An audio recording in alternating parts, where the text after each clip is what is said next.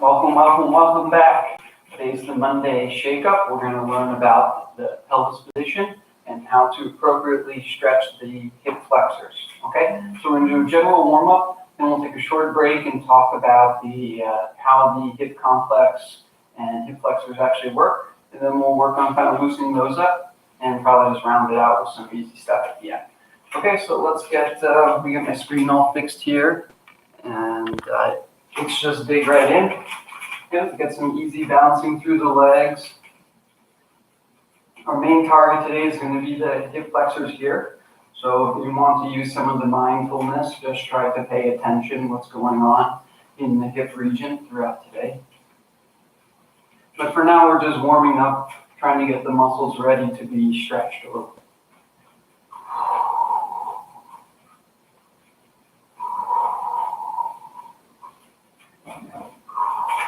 Good, easy kicking for the legs.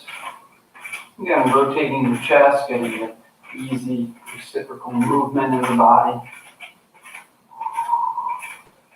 If you were part of the shimmy class, this should feel a lot easier than it used to.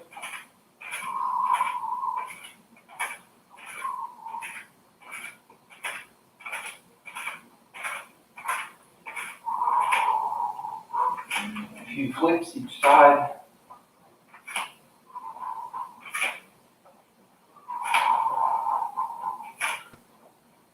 Good, scooping up, flexing the muscles in the back of the leg. That's the easy general warm-up right now.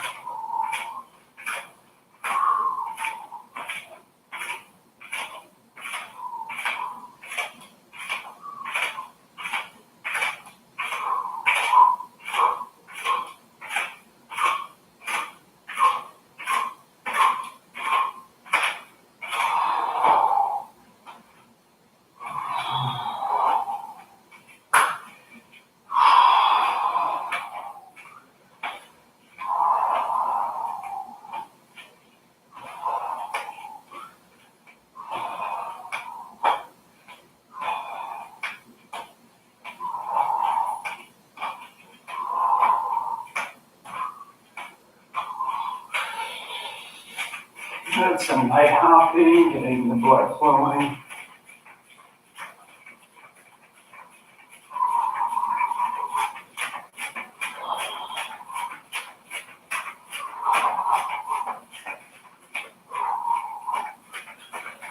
Good, kicking out the legs a little bit higher now.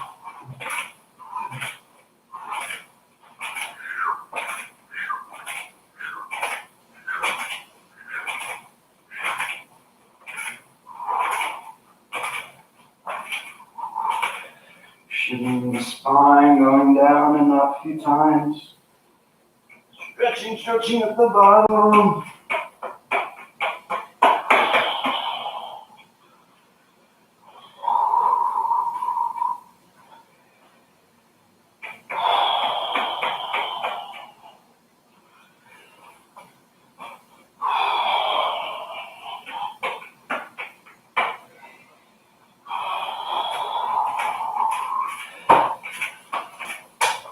Walking, lifting the hips forwards.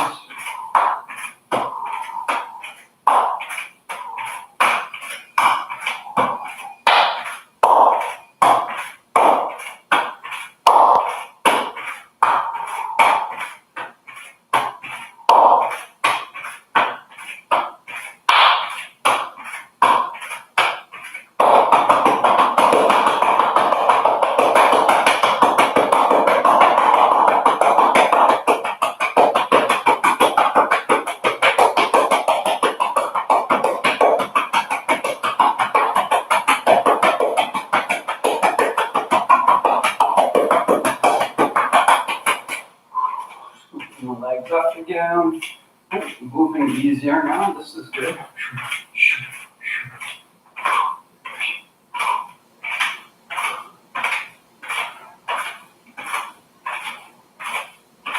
Good, flexing high now.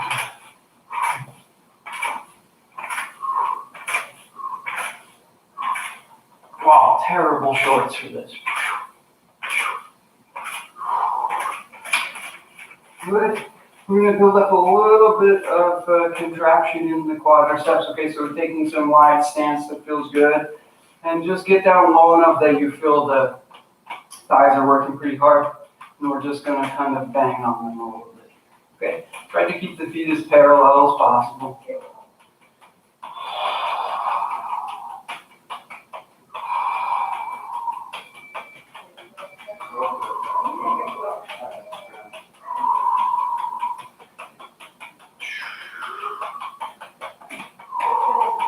Come on, Mr. Minute.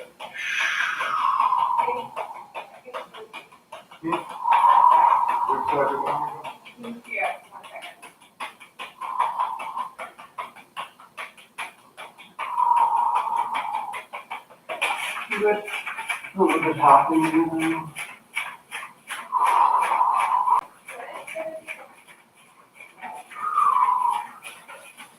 Okay, legs are feeling almost good.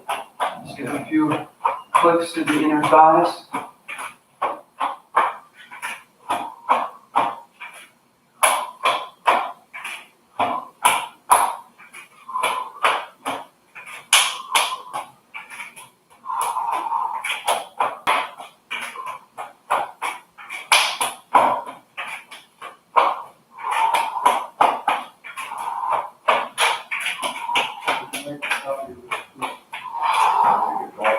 Good. Okay, let's take the easy quadricep stretch behind the back here.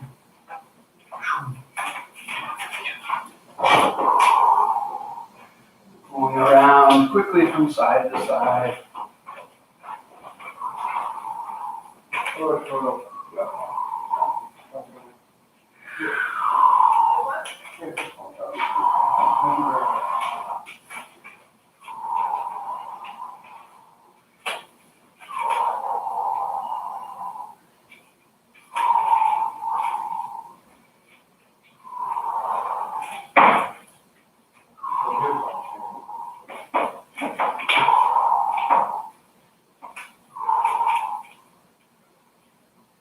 Okay, I think we're nicely warmed up now.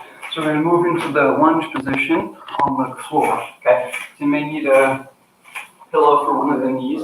Okay, but let's talk just in this position about the pelvis and lower back complex. Okay, so what we basically need to try to maintain is that when we're doing this stretch, we're going to try to stretch open the hip flexors here. And what we want to do is make sure that the pelvis stays tucked underneath this way. We don't want to let the pelvis dump forward. Right? If I dump forward, it looks like I can stretch very far. But what's really going on is I'm kind of just arching my back, and I'm kind of pulling on the hip capsule in a way that's not necessarily good for it. So if I really want to get the productive stretch of the hip flexors, one, you have to accept that we're not going to have as much hip extension. You're not going to be able to dive all the way deep into the lunge. You don't need to in order to get the stretch. What you need to do is create the posterior tilt of the pelvis by squeezing the butt very firmly, and you'll feel the abs come up in the front. And then you're going to make the stomach nice and hard by banging on it, right? So you're mostly focusing on two things. Squeezing the butt to tilt the pelvis underneath, the tuck under, and then squeezing the abs to prevent some impact, okay? This is going to stabilize the pelvis and the spine in the position we want. And then from here, I don't really need to go any deeper than this to get a good stretch in the hip flexor. It's already happening. And that's happening because I'm working really hard. I'd say like a 5 or 6 out of 10 contraction in the butt. And just bracing it, a little gentle hitting is enough, right? Mostly the squeezing of the butt is what's going to give you that tucked under position. And as that tucks under back here, it's going to draw up on the front of the pelvis and stretch the muscles forward this way, okay? So let's focus on keeping some nice pressure on the abs, a really, really firm glute squeeze. This is number one. If you want to stretch the hip flexor, you need to be squeezing the opposite muscle, okay? So here we are. We've got our nice position, staying super tall in the chest. We don't want any leaning or arching. We just don't need it, okay? If you really brace the pelvis into a posterior tilt, you're going to get the stretch you want anyway, okay? So I'm going to show from the front angle, same stuff, right? tuck under, squeezing the butt, got the abs firm. And from here, I can maybe play with the side-to-side angle, right? If I go out here, I get a little bit more on the outside of the hip.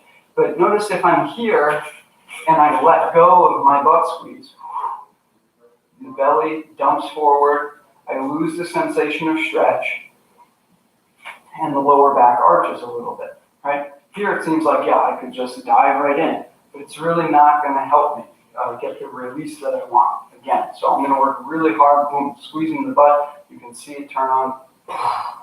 Totally changes the shape of your body, okay? So you need to be aggressive with the glute contraction, some pressure here, and then you can fish around once you've got that established, okay? And in general, if we're going to do real stretching like this, which is not always part of my program, but you want to spend at least 2 minutes trying to mobilize the tissue, okay? If you do just 30 seconds, it probably will make you feel better for a few hours, but you're not necessarily going to get that change where you wake up the next day and think, oh, I did something good for myself yesterday, right? So again, I'm still just focusing, working really hard with the butt, which is very tedious because the tighter the hip flexor, the harder it is to contract the glute. And usually the stronger you contract the glute, the more stretch you feel. So you don't want to think too much about pushing deep into the stretch at all. You just want to stay focused on squeezing the butt and getting the pelvis to tilt backwards, the posterior toe. Okay? So here I am, just dragging it through, really focusing on the stability.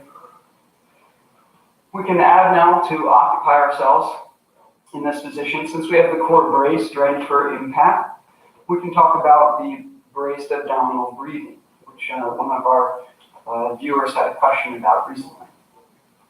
So I've gone through many different breathing coordinations in the series so far. And this one is what I would say is most important for active breathing. If you're going to go running or you're doing some kind of yoga or basically anything that puts your body in a stressful position, we're going to need to ventilate a good amount, right? So you need to be able to get a lot of gas exchange, and you need to be able to keep the spine stable at the same time. And the pressure that we're getting right now as we do this is what you're looking for. So notice how when we beat the belly, it becomes firm, but you can also still breathe into the belly. You won't get the same expansion, right? If I let go of the belly, I can get, but then I lose my position for the stretch. So I'll reestablish that with the glute squeeze, the firm belly. Okay. Now when I try to do the same breathing, I try to push the air into the lower belly, we get something more like, actually the belly doesn't really move. What ends up happening is the firmness of the belly basically deflects the pressure of the downward pressure of the diaphragm. You try to breathe into the pressure. What happens is it backs up into the lungs and fills the rib cage for you. So if you have pressure in the stomach, like we do during this long, grueling stretch where you're squeezing the butt still, then what's going to happen is as you try to breathe deep into the lower abdomen, that pressure backs up and gets us rib expansion without us having to haul the ribs up with the accessory muscles. This is actually really great. This is totally ideal for us. So if we monitor the pressure in the stomach and try to breathe into it, what you'll feel is more pressure developing. It actually gets harder to maintain the pressure in the stomach the deeper you breathe. And you'll notice that the abs have to work harder to remain firm. Otherwise, they'll expand and lose some tension. Okay? So if you focus next on, as you breathe deeply into the pressure, you feel the pressure mount. But then now you need to build the awareness in the rib cage to see that when you breathe into this pressure system, it seems like the whole body expands for free. And your sensation is just increased pressure in the abdomen.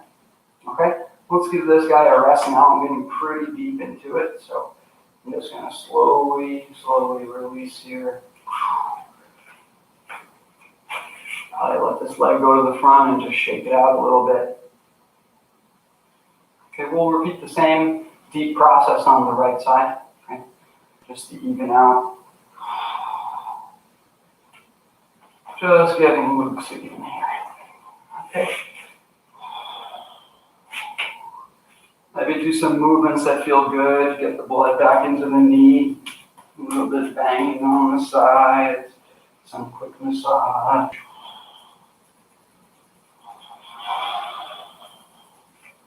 Okay. All right, so we're going to take it over to the other side now. So again, I'm not trying to dive deep and let my back arch like that. I'm going to just squeeze the butt. Boom, you can see how my whole shape changes from fat belly down to athletic again, right? I don't stay athletic the whole day, but when I'm doing the stretch, it's really, really paramount that we keep this position nicely tucked under, okay? So here I am stretching the hip flexors. I've got my abs braced, the butt squeezing. I've already got a decent stretch, so I'm just going to chill. Then I'm going to focus on the breathing again. And notice that as I breathe into the pressure, I feel even more stretch in the hip flexor, but I also notice that the belly doesn't necessarily expand, and I don't have to elevate the ribs. I get the sensation that my whole body just grows, and the pressure in my abdomen increases.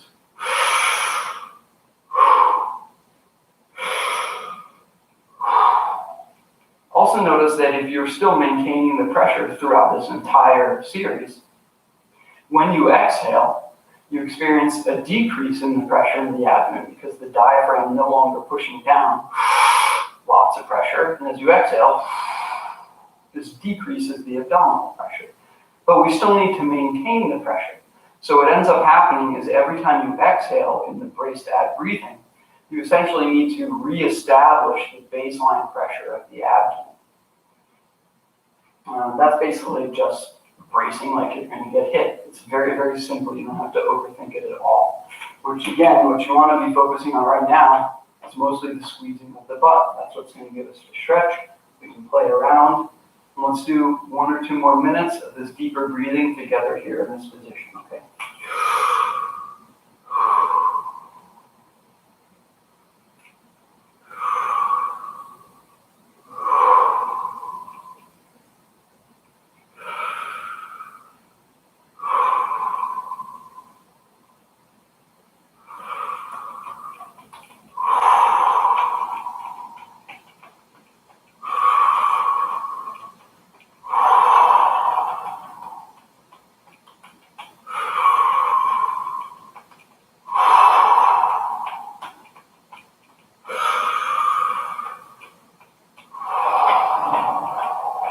Nice, firm, contract.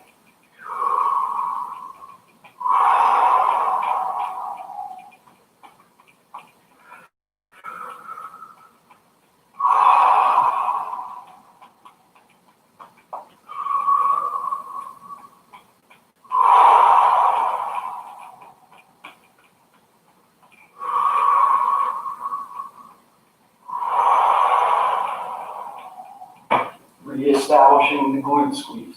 On this side, I'm having a harder time keeping the glute contraction because my hip flexor is a little bit tighter on this side. So what's going on is as I squeeze the glute, I get a really intense stretch in the front, and that makes my body want to not do that, So as I focus on the breathing, I'm also every exhale reestablishing the posterior tilt and the glute squeeze. Just powering into that stretch, right? We're not going so deep, so it's okay.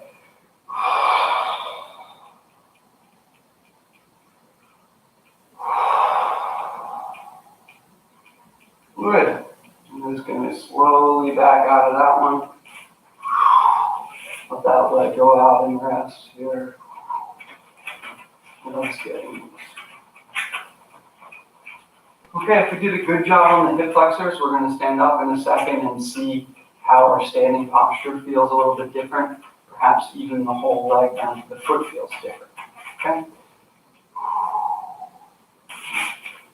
Good. Going back up, old man style, using the legs for support. There's no reason to stress ourselves. Okay, let's take a second and notice how the body feels standing now after opening up the hips a little bit. But we can also notice what's the same business going on with the pelvis and standing.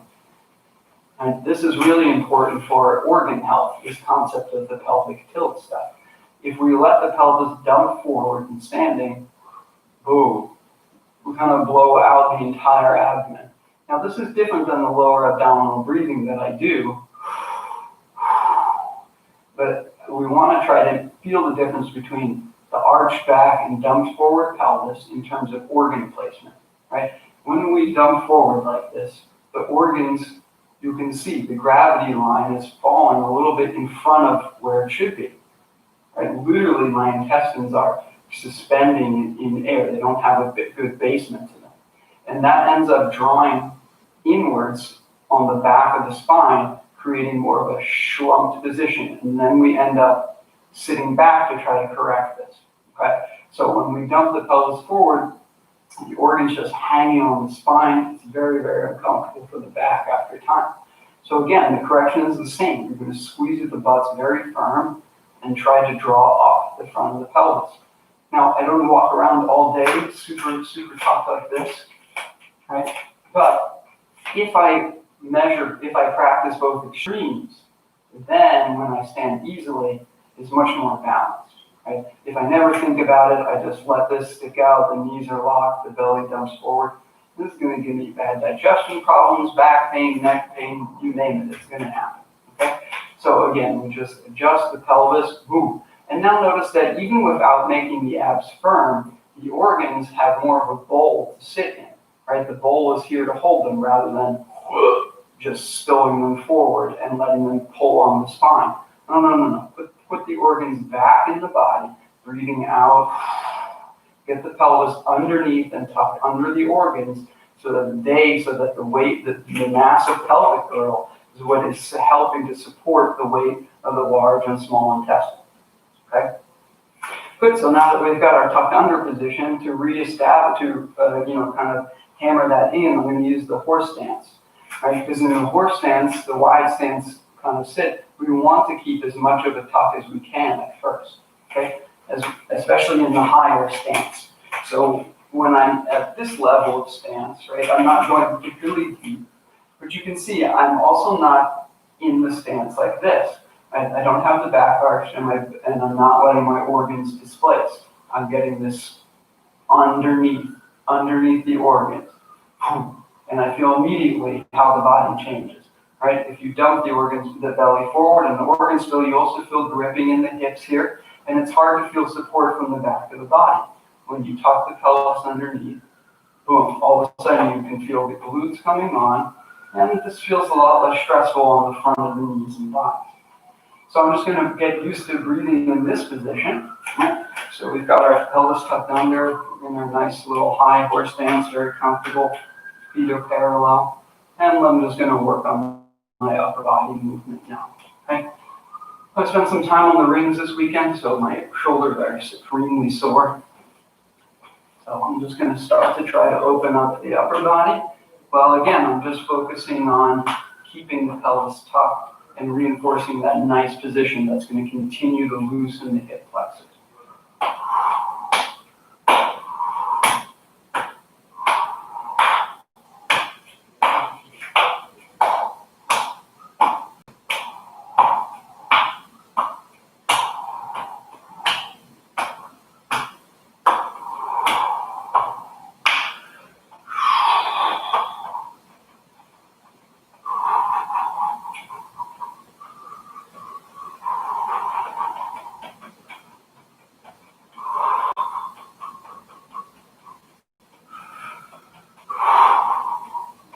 You can also use the brace core breathing here, right? It should feel the same as the stretch we were doing on the ground.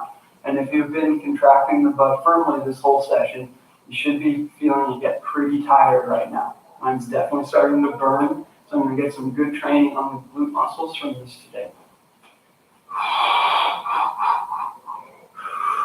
Breathing into pressure. Noticing that my body expands holistically when I breathe into the pressure. Releasing and re-cinching the pressure. Now I have my abs firm. I'm going to breathe down into that wall. And notice how my whole back expands by breathing downwards into a supported group of muscles. And this is actually a really profound concept for breathing, to understand that you can elevate the ribs upwards by breathing down into a supported chamber. When you have a supported chamber and you push down, there's nowhere else for it to go but for it to expand the ribs upwards, right? The diaphragm tries to push down, but there's enough pressure here that when it, instead of folding down like that and distending the organs like we would do in belly abdominal breathing, instead what happens is it runs into the pressure and it's forced to expand in a more flat direction. And this causes the rib expansion that we really, really want. Right, so having a certain gauged in or dialed in amount of this pressure in the stomach all day is actually really, really beneficial. Of course, you know, I'm a big proponent of being able to control it, so you want to be able to get super soft and loose and massage and everything too. But if you're doing something active and wondering how to breathe, you need just a little bit of pressure in the stomach, and you breathe into the pressure. Okay, my butt's getting pretty tired, so just going to slowly come out of this. Stretch out a little bit. Feels much easier to lift the legs now than when we started. So this is good. This means I did something good for the hip flexors. Let's check the rotation. No huge difference here, but pretty comfortable anyway.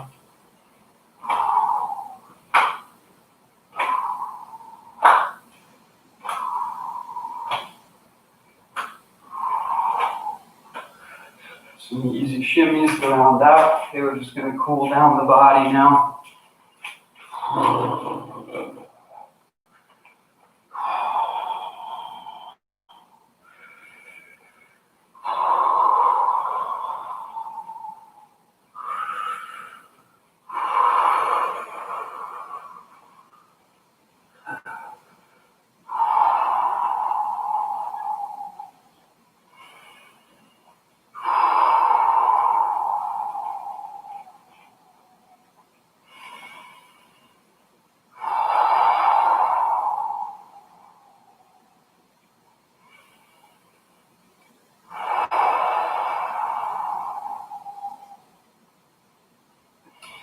Okay, thanks everybody for watching today. That was a nice tutorial on pelvic positioning and the role of the hip flexors. Hope you felt some small difference after this. My butt's still burning, so hopefully I won't be too sore tomorrow. And if I am, we'll address that. So I'll see you guys all tomorrow at 2 o'clock. Okay, have a great day. Bye-bye.